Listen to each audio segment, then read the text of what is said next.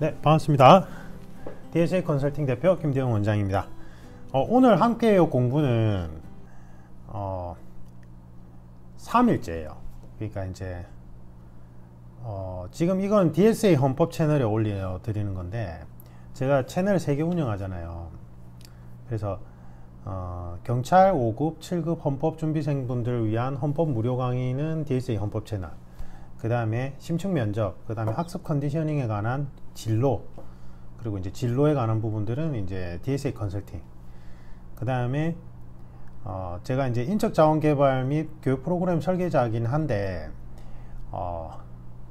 무술가이기도 해요. 그래서 이제 무기술 관련된 전문가라서 검도도 오래 했고 칼리 지도자로 활동 중이라서 이제 공안직 현직자분들을 위한 또는 일반인들을 위한 무기술 대처 훈련 방법, 이제 루터쌤 아카데미 채널에 올려드리는데, 그 제가 함께 공부해요를 DSA 헌법 채널에만 올리니까 그걸 이제 우연히 보신 우리 DSA 컨설팅 구독자분께서 이제 헌법을 공부하지 않는 필기 준비생분들도 있잖아요.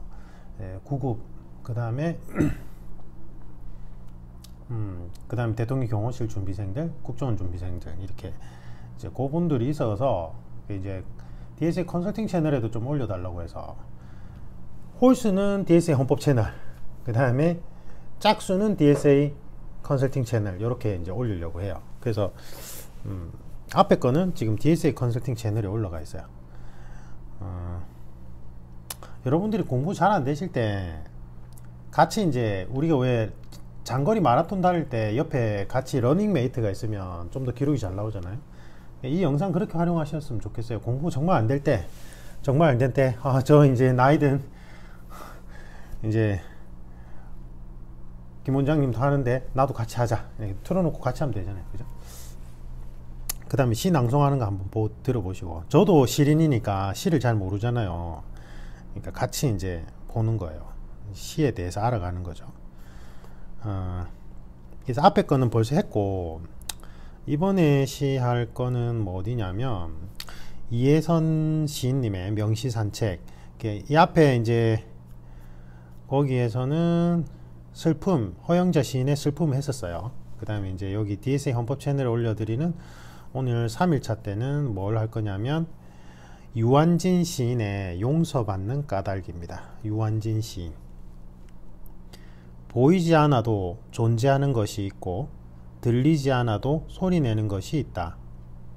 땅바닥을 기는 쇠비름 나물, 매미를 꿈꾸는 땅속 굼벵이, 작은 웅덩이에도 우주로 알고 사는 물벼룩, 장구벌레, 소금쟁이 같은 그것들이 떠받치는 이 지구, 이 세상을 하늘은 오늘도 용서하신다. 사람이 아닌 그들이 살고 있어서. 대충 느낌은 온다, 그죠?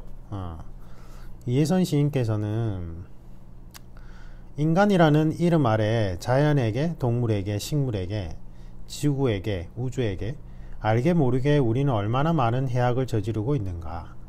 그것이 부메랑이 돼서 환경오염, 지구온난화 등 여러가지 위기 상황으로 돌아와 우리의 생명을 위협한다. 요번 시는 조금 그나마 좀 쉬운 것 같아요.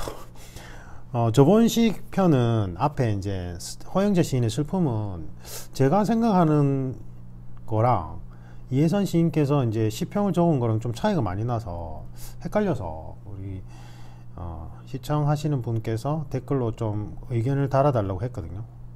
아무도 안 달아요 지금.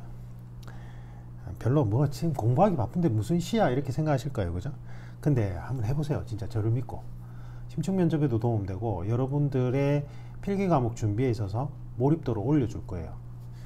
우리 뇌는 어느 한쪽만 계속 쓰게 되면 피로도가 증가해요. 근데 쓰지 않는 다른 분야의 활동을 같이 유기적으로 해줄 때 집중도가 올라간단 말이에요. 그래서 이걸 하는 거예요. 뭐 아까 전에 얘기한 밸런스 문제도 있지만, 밸런스는 심층 면접하고 연결된 거고, 이번에 코로나로 인해서 지구상의 인구들이, 이제 인간들이 이렇게 움직임을 자제하니까 자연이 막 되살아나고 있다는, 전 세계 해변이나 습지가 되살아나고 있다는 기사를 본 적이 있어요. 진짜 감동이에요. 사진을 보면 자연이 그대로 회복되고 있어요. 인간이 정말 지구에 미친 해악이 어마어마할 거예요. 분명히 지금 지구온난화 가속되고 있고 남극하고 북극에 얼음이 녹고 있다잖아요. 그게 해수면이 조금씩 1cm만 상승해도 지구의 재앙이고, 그러면 모든 동식물에게 피해를 무지막지하게 끼쳐요. 인간이 그 탄소 배출 있죠, 석유 이제 그런 것 때문에 환경오염. 근데 저도 이렇게 얘기하면서도 플라스틱 비닐을 많이 쓰거든요. 좀 자주 쓰는 것 같아요. 이게 안 된다는 걸 알겠지만 생활의 편리함을 추구하는 거예요. 이율배반적인 마음이 항상 드는 거예요. 플라스틱 비닐을 쓰면 안 된다고 생각하지만, 특히나 이제 저는 이제 아이를 키우는 입장에서 자주 쓸 수밖에 없거든요. 아이와 관련 없는 분야도 자꾸 쓰는 것 같아요. 이거 쓰면 안 되는데 우리 지구에는 나쁜데 라고 생각하면서도 쓰는 거예요. 인간은 정말 나약한 존재인 것 같아요. 저는 항상 그런 걸 느끼거든요. 예전에 무슨 소설인가 만화책을 본 적이 있는데, 거기서 이게 조금 약간 관계없는 얘기긴 한데 이래요. 되게 성인군자로 추앙받는 사람에게 주변의 사람들이 어떻게 그렇게 할 수 있습니까? 이러니까 저는 성인군자가 절대 아닙니다. 사람들이 왜 저에게 성인군자라고 하는지 모르겠습니다. 저는 예쁜 여자를 보면 손을 잡고 싶고 그 다음에 또 내가 맛있는 음식을 보면 먹고 싶다. 다른 사람이 맛있는 음식도. 그런 욕구는 항상 느낀다. 그래서 항상 느끼면서 내가 너무 나약한 인간이구나. 성인군자라면 아예 그런 욕구 자체를 느끼지 않는 것이 아닐까. 근데 이제 그걸 듣더니 그래서 선생님이 성인군자인 거예요, 이러는 거예요. 주변에 듣던 사람이. 왜?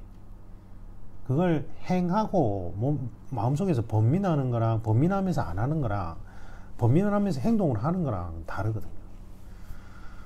저도 참 나쁜 인간인데, 그렇게 따지면 저는 번민하면서도 행동하잖아요. 플라스틱 비닐 쓰잖아요. 이거는 이제 이혜선 시인께서 이제 그렇게 적어 놓으셨는데, 저는 이걸 어떻게 해석하냐면, 이제 딱 표면적으로 보이는 건 그 내용이 맞는 것 같아요. 인간 보이지 않아도 존재하는 것이 있고 들리지 않아도 소리내는 것이 있다. 땅바닥을 기는 새비름나물, 땅속 굼벵이, 물벼룩. 우리 주변에는 우리가 인지 못하지만 우리만큼이나 소중한 그 무언가 존재들이 함께하고 있다. 하늘은 그 존재들을 위해서 우리를 용서하고 있다는 거. 이제 그런 내용인데, 이게 이제 우리 사회론으로 들어가 봅시다. 이거를 이제 물벼룩, 장구벼룩을 우리 인간 사회에서 사회적 약자로 한번 치환을 해보자고요. 치환이란 표현이 맞나? 그러니까 대입을 해봅시다. 부의 편중이 심화되다 못해서 자본주의의 내재적 딜레마였죠.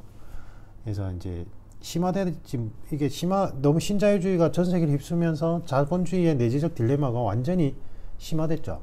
심화되면서 부익부 빈익빈을 넘어서서 계급의 고착화 현상이 일어났어요. 그러니까 부모의 사회적 지위와 재산이 자녀에게 그대로 영향을 미치는 사회까지 도래한 거예요. 그러면 이러한 계급이 고착화된 상황에서는 사회적 약자는 인간 취급을 못 받으면서 살아갈 수밖에 없어요. 제가 이번에 무슨 드라마를 하나 보는데, 낮과 밤, 남궁민 씨가 나오고 연기 잘하던데, 거기 보면 그 일본에도 그런 드라마가 있었어요. 전직 대통령 중에 군부 독재를 생각한 것 같은데, 그 대통령 한 명이 이제 영생을 위해서 이제 고아 어린아이들을 막 모아가지고 돌봐준다는 명목하에 사실은 인체 실험을 하는 거예요. 그래서 인체 실험을 당한 아이들 몇 명이 살아남아서 복수한다는 그런 내용의 드라마인데, 그게 해외에도 그런 종류의 드라마는 많거든요. 근데 제가 보면서 드라마라고 생각하면서 섬찟한 게, 과연 계급이 고착화된 이 사회에서 저런 일들이 벌어지지 않을 거라고 누가 장담할 수 있을까? 인체 실험이. 그러니까 부자들을 위한, 그러니까 부가 곧 권력이잖아요. 저런 권력자들의 권력에 대한 집요한 욕심은 상상을 초월할 정도거든요. 자신들의 건강과 영생을 위해서 사회적 약자, 힘없는 고아나 어린아이들, 노약자들이 인체 실험하지 않을 거라고 누가 상상할 수 있느냐. 그거 대입해 보면 그런 것 같아요. 보이지 않아도 존재하는 것이 있고 들리지 않아도 소리내는 것이 있다. 저는 이 구절이 되게 와닿거든요. 사회적 약자는 눈에 보이지 않아요. 이상하게 우리는 지금 코로나 시대에 코로나 때문에 정말 힘들어하는, 그래서 계속 너무 힘들어서 이제 소상공인 중에 가게를 접고 그거를 사채까지 써가지고 지금 돌려막기 하면서 하루하루를 이제 살얼음판을 걸어 다니는 사람이 있어요. 그리고는 일가족이 다 같이 자살하는 경우도 있단 말이에요. 근데 우리 주변에 보이지 않아요. 보이지 않아도 존재하는 것이 있고 들리지 않아도 소리 내고 있어. 소리 내고 있는 거예요. 신음소리를 내고 있는 거예요. 우리가 공동체 의식을 가지고 우리 주변에 소외된 이웃에게 관심을 가져주지 않으면 그 누구도 구원할 수 없다는 거죠. 진정한 종교인들이 코로나 시대에 다 같이 모여가지고 예배 보는 것만이 꼭 정답일까? 진정한 종교인들은 오히려 지금 이 상황에서는 다 같이 모여서 예배를 보라고 하는 게 아니라 지금 우리 주변에 보이지 않아도 존재하고 있는, 들리지 않아도 소리 내고 있는, 신음소리 내면서 앓고 있는 그 사람들을 찾아서 도와주라고 할 것 같아요. 진정한 종교인들은. 용서받는 까닭.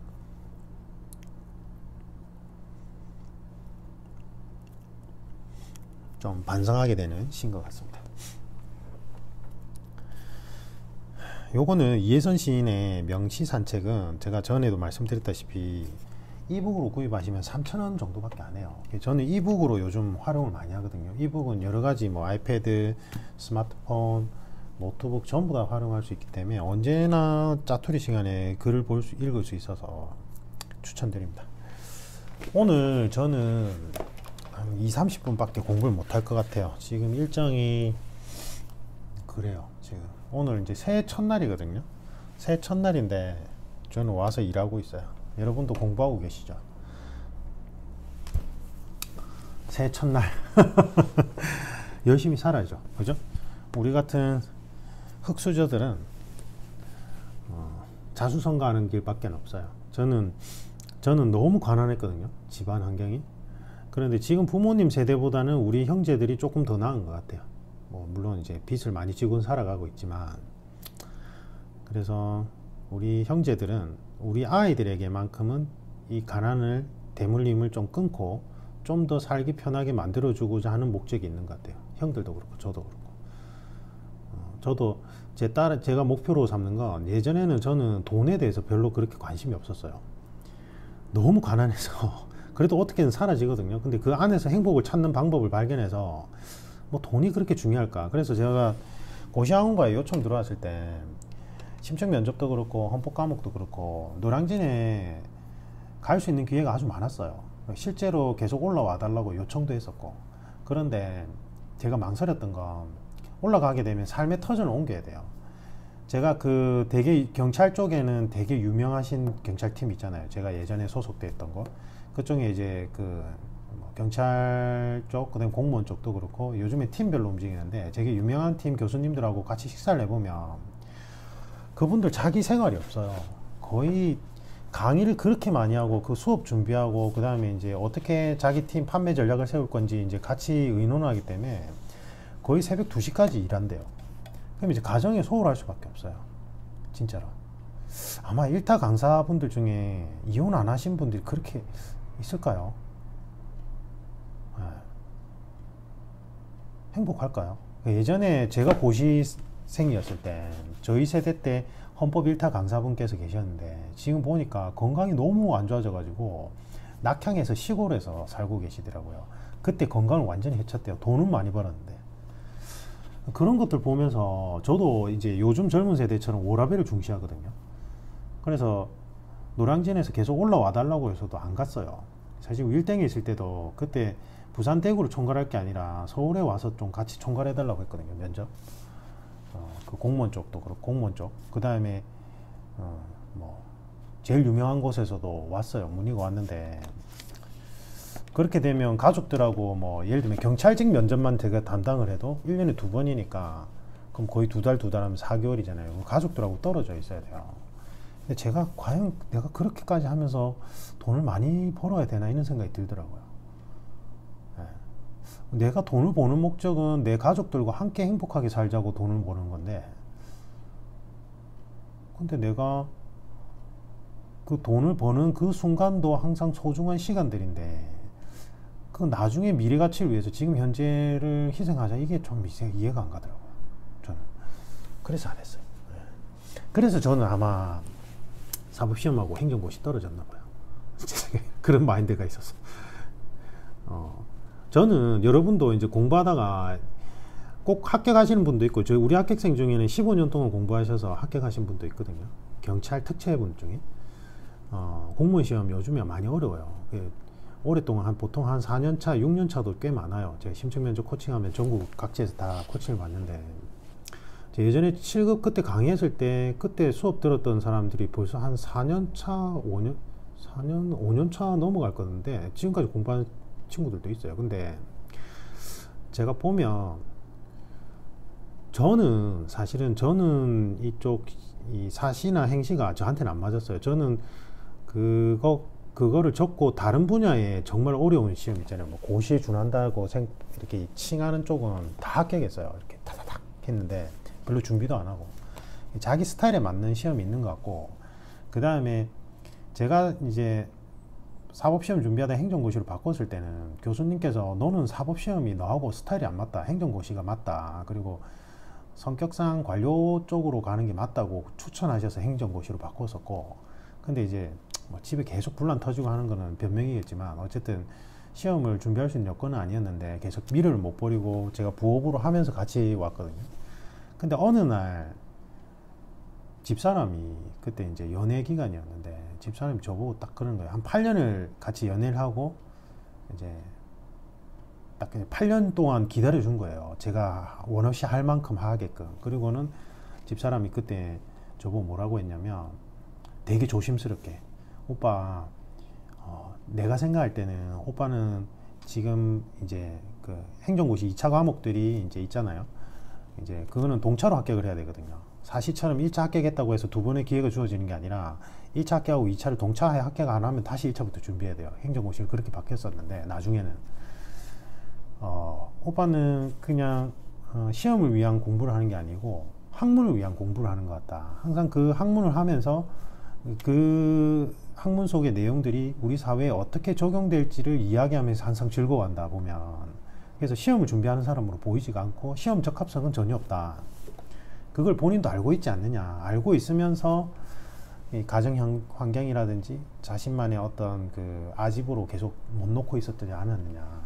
저는 정기 제의를 좀 받았어요. 양쪽으로부터. 조금 아주 좋은 조건으로. 저는 가진 게 하나도 없는데 이제 그때는 이제 좀 허우대도 멀쩡하고 좀 뭔가 괜찮다고 느꼈나 봐요. 그래서 이제 모든 전폭적인 지원을 해줄 테니까 전개 쪽으로 한번 진출할 생각 없냐, 이런 제의도 받았었거든요.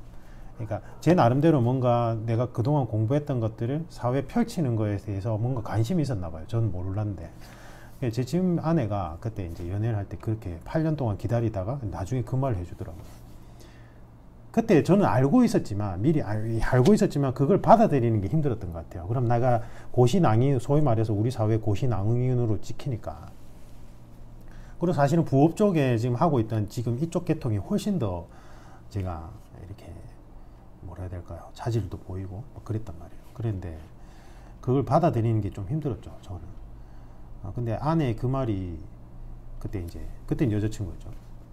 너무 고마웠어요. 너무 고마웠고 말없이 8년을 이렇게 지켜준 사람이 너무 감사한 거예요. 그리고 이제 제가 다시 뒤돌아봤어요.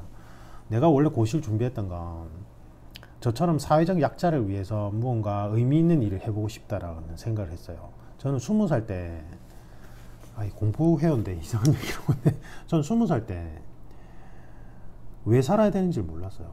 지금 자살을 시도할 정도로 너무 힘들었어요. 그때는 너무 집이 너무 힘들어가지고 시험을 망쳐서 원하는 대학에도 못 갔고, 근데 그게 사실은 이제 외부 탓이니까, 외부 탓을 하게 되니까 너무 힘든 거예요. 사실 실제로 맞아요. 그런데 내가 왜 살아야 되지, 이런 생각이 들더라고. 갑자기 갑자기 왜 이렇게 고통스러운 삶을 살아야 되지 이런 생각이 들다가 어느 날 우연히 길을 가는데 21살 때였나 20살 때였는데 지금 목욕탕에서 한 5시간을 멍 때리면서 가만히 앉아 있었던 거예요. 진짜로. 아마 우울증이 심하게 왔었나 봐요.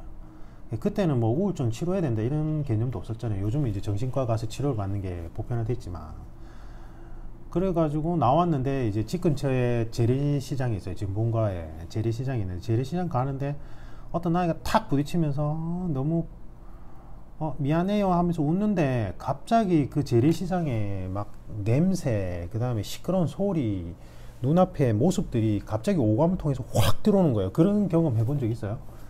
정말 충격적이에요. 그 경험이, 감각들이 확 들어오면서 번쩍 정신이 번쩍 드는 거예요. 그전에는 그냥 계속 몽롱한 상태였거든요. 그냥 뭐 약을 하는 것도 아니고 술을 먹은 것도 아닌데 그런 몽롱한 상태였어요. 정신이 죽어 있었던 거죠.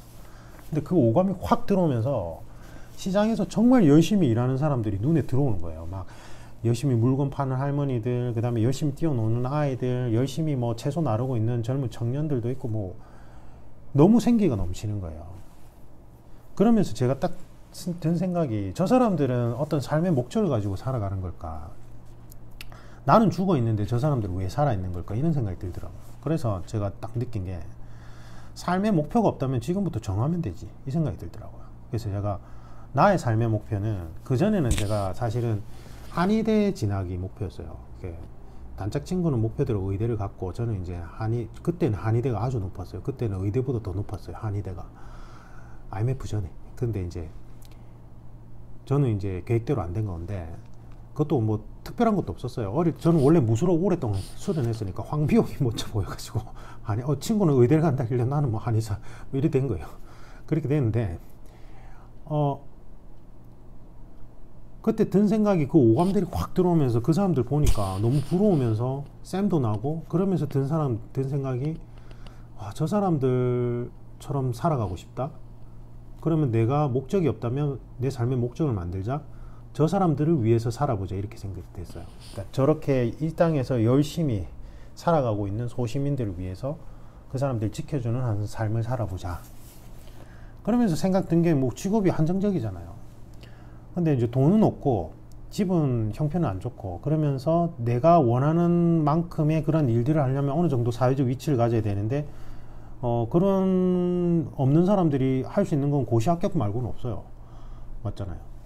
그래서 이제 사법시험 행정고시를 이제 차례대로 준비했던 건데, 그만큼 여건이 너무 안 되니까 힘들었는데, 사실 알고 보니까 집사람 말처럼 저는 시험을 위한 공부를 하고 있었던 게 아니라 학문을 위한 공부를 하고 있었고, 그걸 우리 사회에 어떻게 적용할 것인만 궁리하고 있었던 거예요.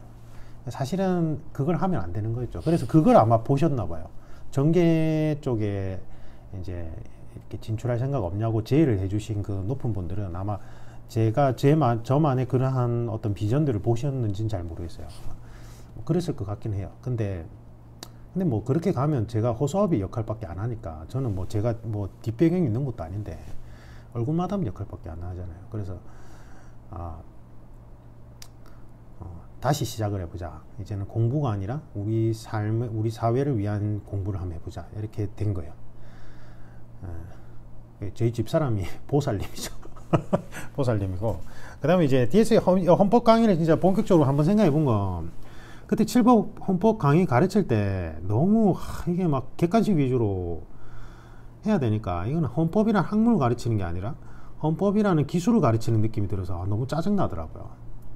그랬는데 이제 심층면접 강의를 고시학원가에서 계속 하면서 좀 생각이 바뀌었어요. 그러니까 객관식을 위한 과목이라도 내가 일단 유명해져서 가르치는 도중에 나의 삶의 철학이나 우리 사회의 정의론에 대해서 어느 정도 얘기를 하면 이제 미래 예비 공직자분들에게 어떤 좋은 영향을 줄 수 있지 않을까, 이런 생각을 하기 시작을 했고, 그 다음에 심층 면접은 돈이 안 돼요. 일단 투자 대비 돈이 안 돼요.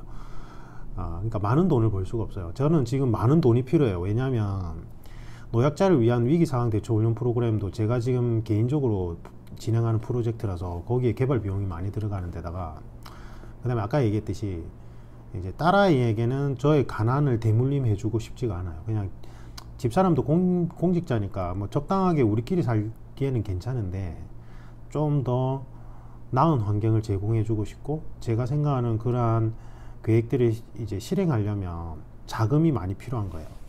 그래서 헌법 강의도 이제 그래 필기 과목을 해야 돼. 그래야지만 투자 대비 어느 정도 돈이 되는 것 같아. 무료 강의는 올리지만 마무리 강의는 제가 제 파트너사인 에어클래스사에 올릴 거거든요. 그래서 여러분들이 나중에 그 무료 기본 이론 강의나 테마 헌법 강의 보시고 괜찮으시면 유튜브 채널 구독하고 좋아요도 눌러주시고, 에어클래스사의 헌법 마무리 특강도 금액이 저렴하니까 이용해 주십시오. 도와주세요. 알겠죠? 어쨌든 저는 그렇게 이제 그래서 요것도 시작한 거예요. 솔직히 말하면. 그래서 여러분도 여러분들이 할 수 있는 만큼 노력을 하세요. 그 지금 준비하는 시험에. 그래서 내가 스스로 이제는 됐어 이제는 할 만큼 했고 사실은 나에게 더 적합한 길은 이런 거야 라고 생각이 들 때가 있어요. 그때 진로를 바꾸셔도 늦지 않아요. 알겠죠? 경험자로서 제가 드리는 조언이에요. 그리고 내가 할 수 있는 만큼 노력은 끝까지 하세요. 7년 차에 합격하는 분도 있고, 우리 합격생 중에 9년 차에 합격한 분도 있고, 15년 차에 합격한 분도 있어요. 그분은 물론 이제 중간에 한 2년 정도 다른 법률 공단의 무기계약직으로 일을 하다가 다시 돌아온 케이스인데, 직업은 2년이 닿아야지만 할 수 있어요. 진짜로. 어쨌든 잡담을 한다고 시간이 이제 10분이라도 보겠습니다.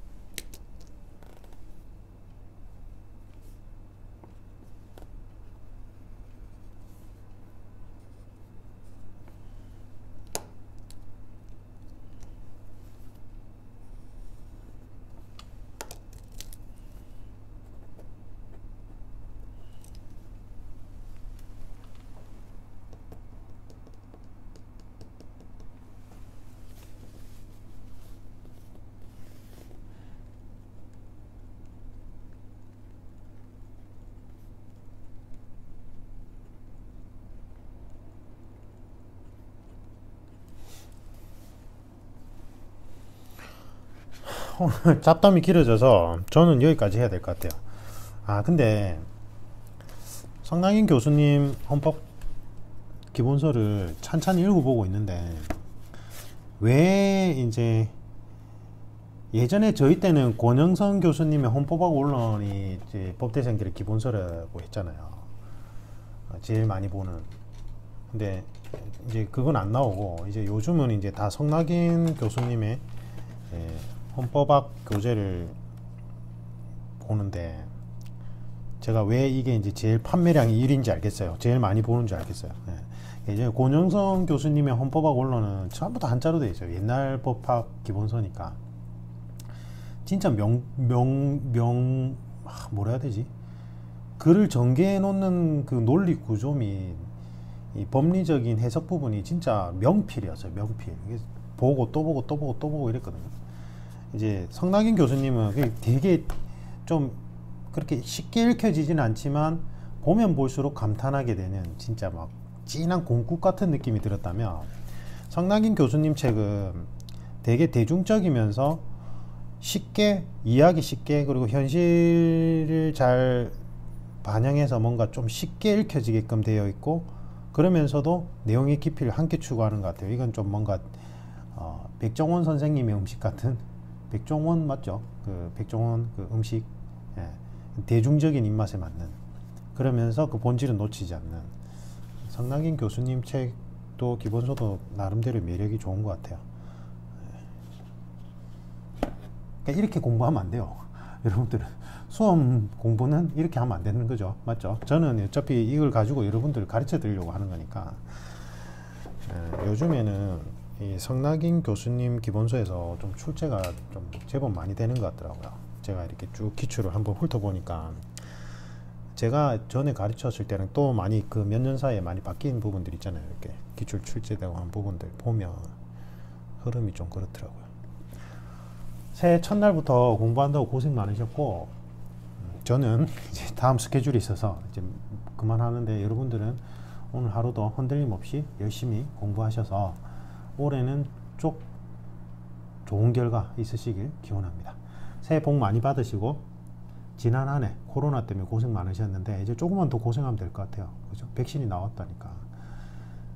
힘을 가지고 하루하루 열심히 살아가다 보면 좋은 결과가 있을 겁니다. 합격하고 나면 정말 별거 아니에요. 진짜로. 제가 면접 코칭할 때 그러거든요. 지금 이 순간 너무 힘들 텐데 합격하고 나면 정말 별게 아니다. 그러니까 조금만 힘을 내고 마무리를 하자, 이렇게 하거든요. 필기 준비도 마찬가지예요. 막 끝이 보이지 않는 터널 같겠지만 언젠간 끝이 나와요. 진짜로. 그러니까 걱정하지 마시고 여러분들이 지금 할 수 있는 선에서 최선을 다하셨으면 좋겠어요. 새해 복 많이 받으십시오. 이상입니다.